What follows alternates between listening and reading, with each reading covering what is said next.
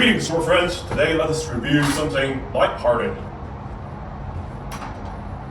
Zombie 2 Reaper 3. Boy, that sounded like a military drill.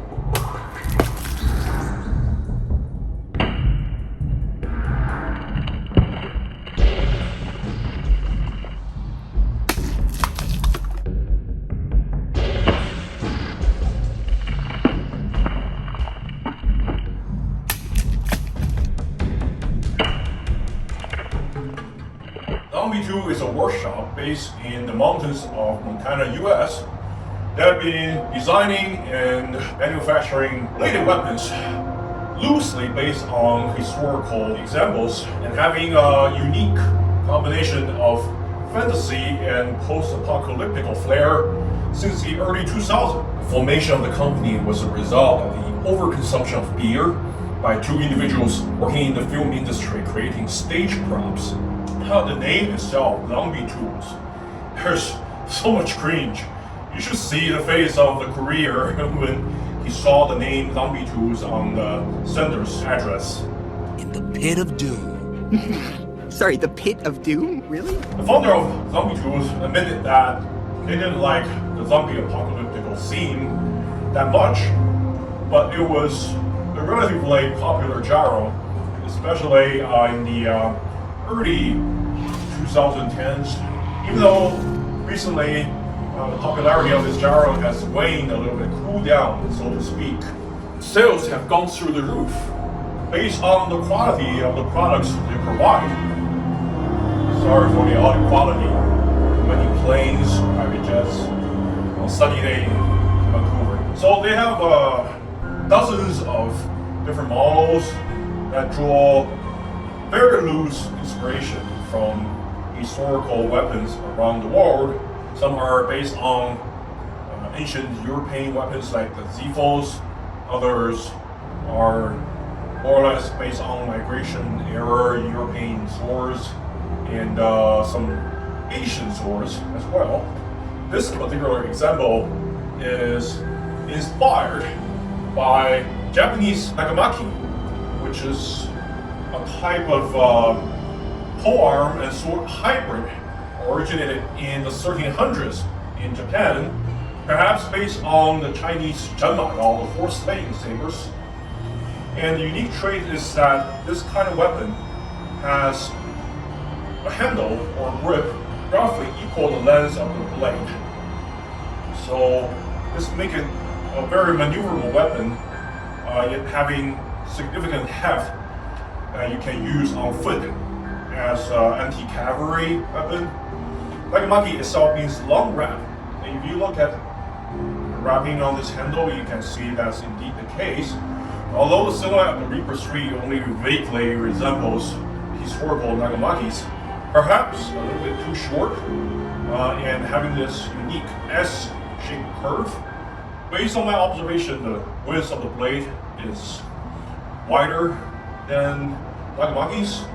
Zombie2s make their weapons from stocks cut out from 5160 high carbon spring steel, and they don't forge their blades. They use stock removal. I have some reservation about their swords for some time. Namely, I think that weapons do not feature distal tapering on the blades, cannot qualify as actual swords. As you know that the portion of the blade near the tip has to carry significant less mass than the base for it to function as a sword. Unless the sword has very dramatic profile taper, and in that case, maybe the distal taper, the degree of distal tapering isn't that important, although historically, even swords with very dramatic profile tapering feature very significant distal tapering. So the need for the weapon to quickly respond, defend with blocks, parries, and repulse pretty much dictates that the mass near the tip has to be significantly less than the mass near the base, so it can rotate very nimbly. One reservation that I have about Zombie2 weapons is that they don't feature any distal tapering on the blades, save for maybe a few models. The Katana has some distal tapering on the upper portion of the blade, not by a large margin, but perhaps that reduces a little bit of mass near the tip, and that helps with the mass distribution, which is crucially important to handling of swords. If you call your weapons sword and you don't have distal tapering, it's like you build a car and you have everything cosmetic present there, from body, maybe the chassis. You have a platform, suspension, wheels, tires, and springs, all that. Except that you open the hood, there's no engine. Well, that pretty much disqualifies as being a functional car. And having no distal tapering for most swords, except for the very short blade ones, pretty much disqualify them as being functional swords. That's why zombie tools over the years have pretty much discontinued all of their models that feature blade lengths greater than 30 inches. They know that their swords wouldn't be maneuverable and functional as real swords, so that's perhaps the reason. I'll give this model a pass because it features a very short blade length, only 23 inches. Overall is 48 inches. And the 23 inches start from here, which is the cutting portion of the blade. So if you compare it to other weapons of this size, say a late medieval European longsword also has an overall length of 48 inches, almost identical to this Reaper 3. Well, this sword is totally maneuverable even in one hand, and it weighs more than 4 pounds. Indeed, some of the swords used in war, even in late medieval times, has significant mass. And this is kind of heavy for its type and size, perhaps weighs about 1,900 grams, 4 pounds, 3 ounces. But because of the dramatic profile tapering and the distal tapering, which is makes it very thin up here near the tip and quite thick near the base comparing to the upper portion, it's very maneuverable and it's easy to direct and do all sorts of maneuvers in binding and unwinding against other weapons. In addition, it features a much longer blade, 36 inches, it's average longsword length. This Reaper 3 here, despite featuring almost identical overall size, is 100 grams heavier, just a hair below 2 kilograms, that's 2 pounds, 6 ounces. If you look at the balance of this blade, you see it's very close to the hilt. So not only that, the weight distribution makes it very maneuverable, quick and nimble, despite being very hefty in the overall weight. On the other end of the spectrum, you have the Dane axe, which is early medieval pole axe. So it's more of a polearm, a combination between a polearm and an axe, sometimes called a great axe. And you'll see that it features very similar overall length as this Reaper 3. Because most of the mass is concentrated near the head of the axe, well, the pole has some significant weight because it's made of very dense wood. But of course, there's no way to compare to steel. You can see that the balance is almost the complete opposite as long swords. So it's all concentrated here, but because you have such a long pole, you have different grip options. Up here is very maneuverable, very easy. And here you have heft, authority to utilize the weight of percussive weapons like the great axe, but you retain some maneuverability. You can see that it's actually very thin near the cutting portion of the head. The Dane axe, in comparison, is only 2 ounces heavier than the Reaper 3. It's 4.5 pounds. The Reaper 3 is somewhere in between a Dane axe and a longsword. If you look at the balance, it's a little bit below the center. If you wield it like a longsword, this is not maneuverable at all. It's too slow and too heavy because of the weight distribution, the lack of distal tapering. Well, I would give it a pass because it's a combination of polearm and sword. Almost like a glaive, short-hafted glaive. If you hold it anywhere above here, above the point of balance or center of gravity here, it's very easy, very quick to maneuver, even though it's quite heavy. Up here, it's very maneuverable. You have such a long lever and have the point of balance resting in your hand. It's very easy. However, if you turn around this cross hand, it will be difficult to cut, not impossible. But I would prefer just shifting the grip, like a polearm. And indeed, even though it lacks, for the most part, profile taper and distal taper, it does stand out a little bit near the tip, and it narrows on the upper portion. And if you look closely, the bevel of the blade actually broadens near the tip, which means that they have to remove more material as it gets close to the tip. So the mass distribution does change a little bit along the blade. And if you hold it here, you'll see that it features a very unique construction, different from historical European swords and Asian swords. Historical swords usually have a hidden tan, sometimes a full length tan, all the way to the pommel. Japanese swords and sometimes Chinese swords usually feature 3/4 length tan hidden inside the grip. And it's usually very beefy, very broad and thick as well. Unlike European swords, usually have a narrower tan. This one features a full width tan and full length. And the tan is exposed, as you can see on the side, even though the wrapping covers it. The grip material is very unique. It's made of 2 slabs of aluminum. It's cut out to be the same shape as the grip, all the way to this flared up point that serves as the pommel. And the width of each scale is even thicker than the steel itself. By the way, the entire blade, all the way from the tip, somewhere near the tip, to the pommel is 5.1 millimeters thick. There's no tapering in the thickness at all. Each aluminum scale is thicker. Even though you can see near the grip it has to be narrower than the blade, because the blade is rather broad here, more so than a Japanese nagamaki. Because this very unique sandwich grip construction, it actually adds a lot of weight. Because aluminum, even though it's only a third of the density of steel, is much heavier than wood, any wood.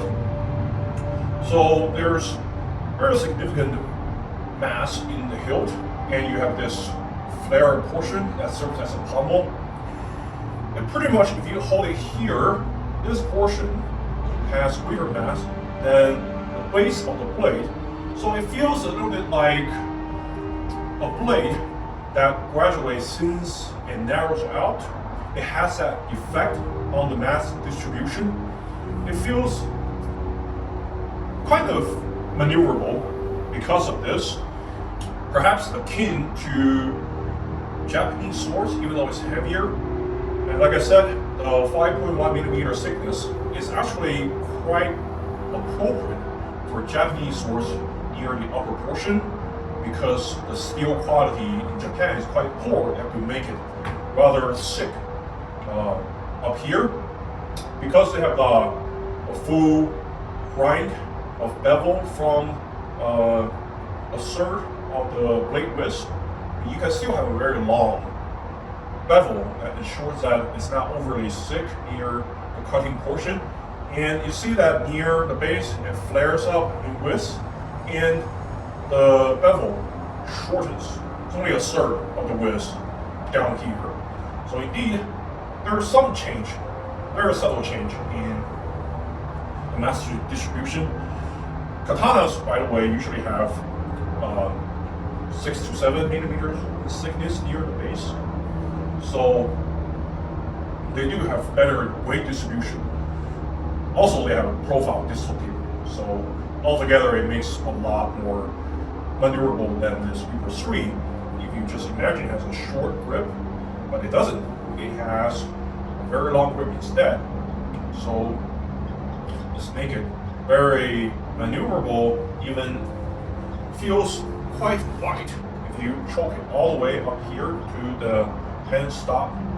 Down here, where your hand is about 4 inches from the center of gravity, is hefty, but it's maneuverable.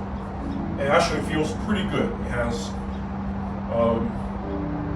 good momentum in the swing. However, it's a little bit harder to stop the swing, which is pretty crucial if you fight people with other weapons.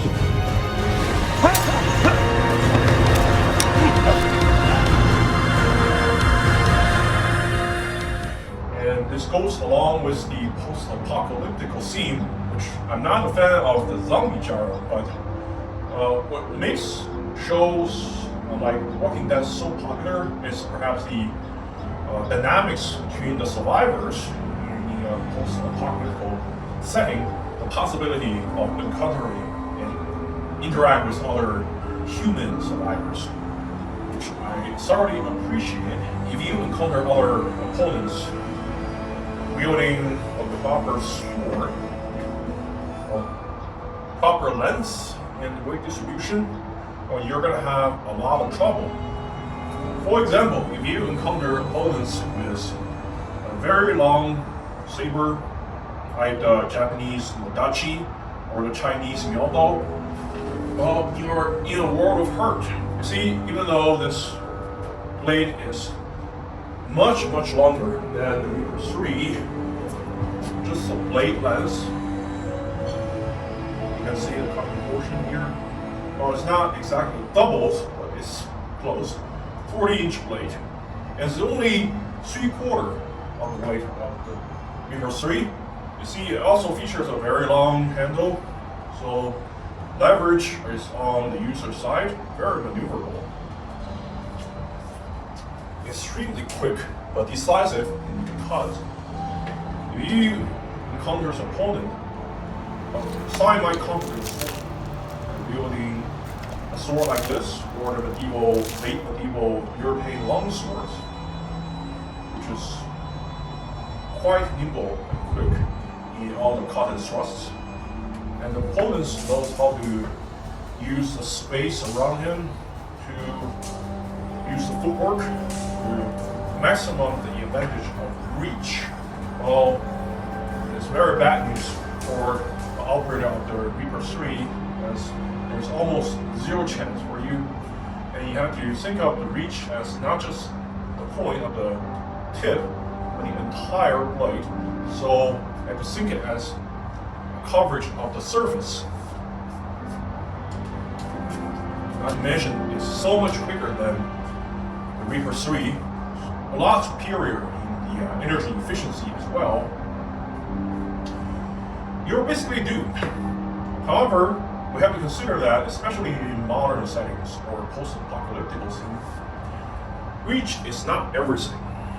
If you're in a confined space, this is more maneuverable instead.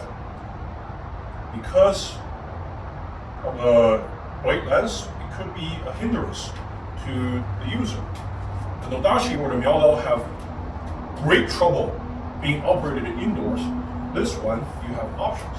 Outdoors, you can turn it almost into an old katana with 30 to 32 inch blade because of the extra.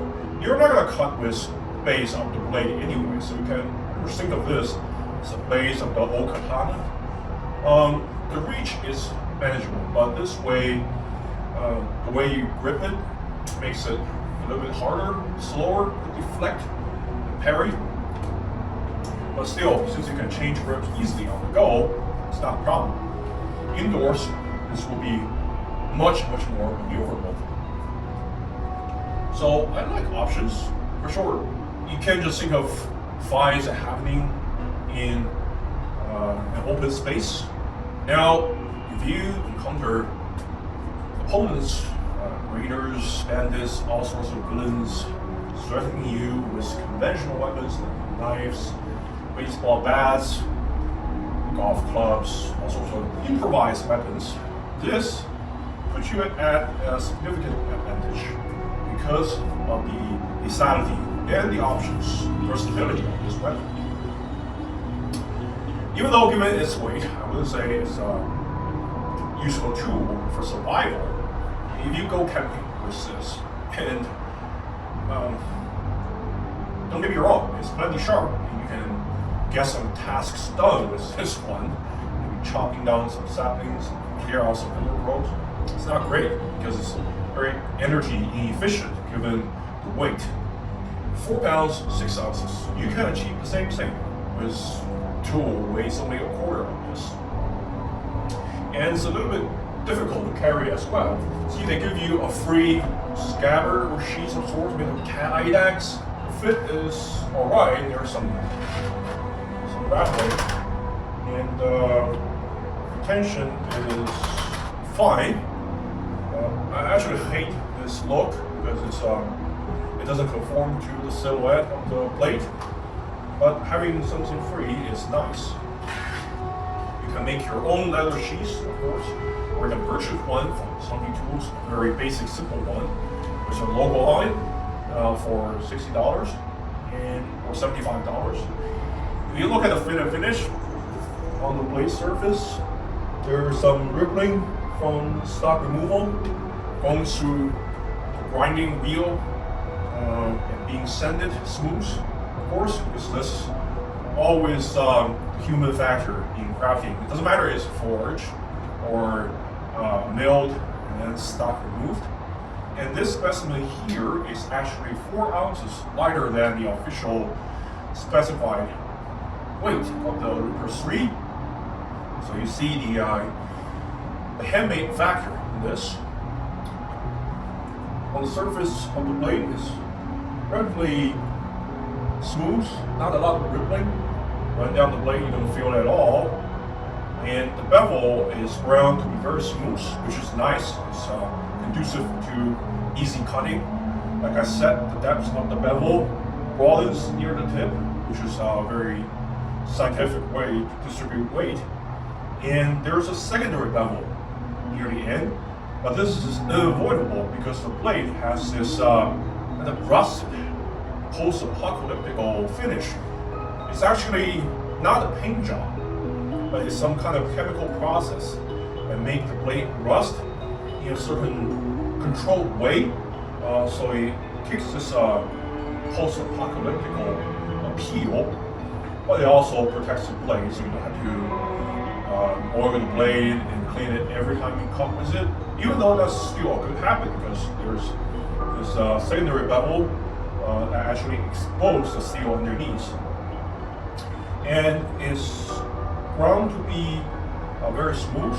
It's a smooth transition from the primary bevel. So actually it's a proper apple seed geometry rather than the very shoddy, obtuse, abrupt transition from the primary bevel you find on low-end swords. I thoroughly enjoy that. Well done. And this also puts a lot of durability behind the edge because of the backing of additional steel. The way the Reaper 3 blade is heat treated makes it rather rigid throughout. The hardness is at 56 to 58 on Rockwell scale C of hardness.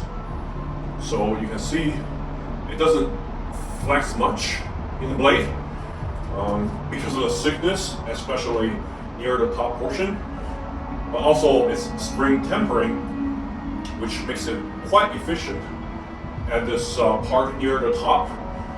Contrary to many European longswords with spring temper, but the portion near the tip is somewhat flexible, so has reduced cutting capacity. So this is similar to Japanese differentially hardened blades like katanas traditionally made. Even though they are lacking in their reach, portion near the tip is still very efficient, so you don't have to stand closer to cut near the point of percussion. However, in cutting, when your blade makes contact with the target, if the edge alignment is slightly off, you can still observe the flex in the blade, which is a good thing for its durability because of the added weight from the unique hilt construction. If you hold it down here, the added mass, aluminum scale on both sides of the tenon adds some unique weight distribution characteristics to this blade. If you hold it down here, the rotational inertia is not too bad. It's still maneuverable even with one hand. And with two hands, you can definitely feel it. It's just still possible to stop where you want it, and you can have certain degree of point precision. The edge bevel is far from stout, even though it's plenty durable, enough to suffer even any dulling when cutting through the thick neck of the hard plastic bottles. The edge remains razor sharp after cutting up dozens of targets. However, the edge has significant mass to do the work for you, so you can be completely confident in its performance. If you have a shield of any kind, whether it's a buckler or a larger shield, because of the way this sword balances, you can hold it on the center of gravity and easily maneuver it like a one-handed spear in conjunction with the buckler or shield, and be a very versatile weapon. Still do cut and thrust with the coverage of the buckler. The grip is made of aluminum, like I mentioned, and it has this very rough finish. You can see there are multiple pins along the entirety of the grip. There are two near the hand stop here, and they are going through the blade, the tang, and the scales, so they are very secure and they are scented smooth with the scale. The scale itself has this very scratched up, very old, used look, intentional by design. The majority of the grip is covered with thick, genuine leather, but it's a leather strip, not the entire leather one-piece wrapping found on medieval swords. I actually like the look because it has this, once again, like the post-apocalyptical theme where materials are very scarce. If you play Fallout 3 and crafted weapons, you will be very familiar with this. It's much easier to find leather strips of acceptable quality than the entire big chunk of leather, big piece of leather. And the way it's wrapped, use adhesive to have this overlap feature on the grip. It feels like risers. It gives you some traction, but it's also very comfortable. But once upon a time, they used perhaps leather too stiff, and the glue they use is a little bit hard when dried. Now they improved. It's soft enough and smooth enough to be comfortable, but it offers enough traction for your hand. And on the side, the scale is flat, so very easy to index the edge alignment. And towards the end, you see it flares up and this kind of a hand stop to prevent your offhand from sliding off, which is an excellent feature, but also serve a secondary purpose as a pummel because of the additional steel and aluminum here in this shape. Overall, great.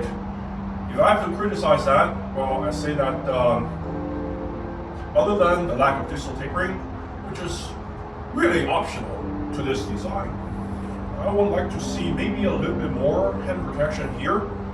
If you bind it with another blade and it glides off here, yeah, there's a chance it will catch the blade here.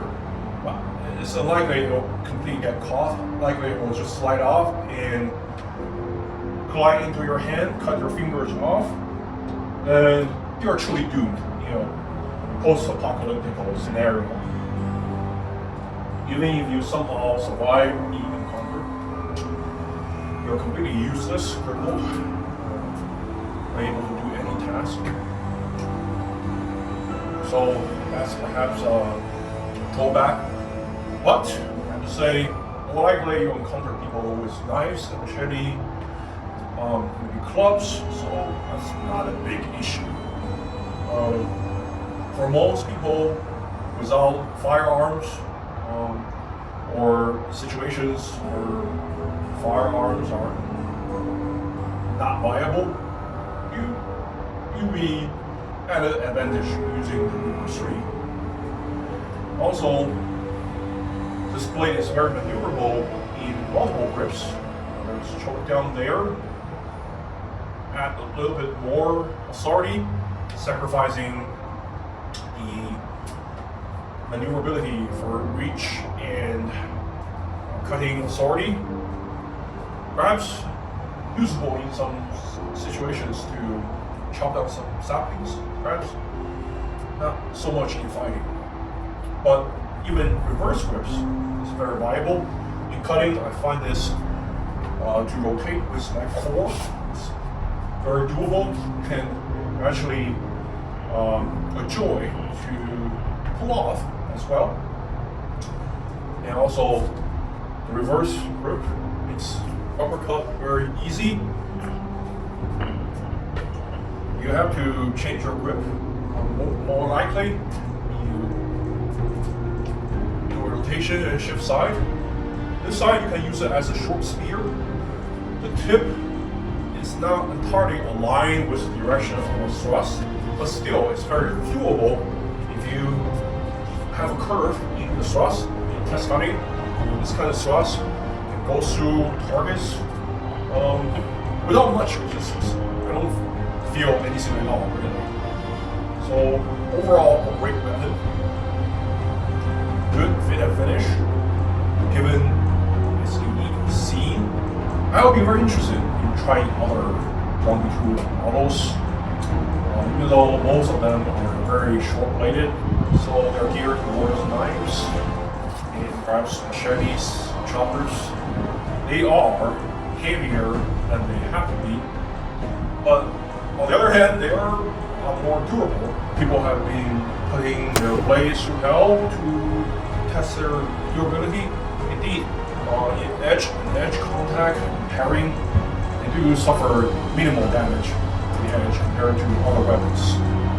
5160, all you quench, super hardened steel, very reliable indeed.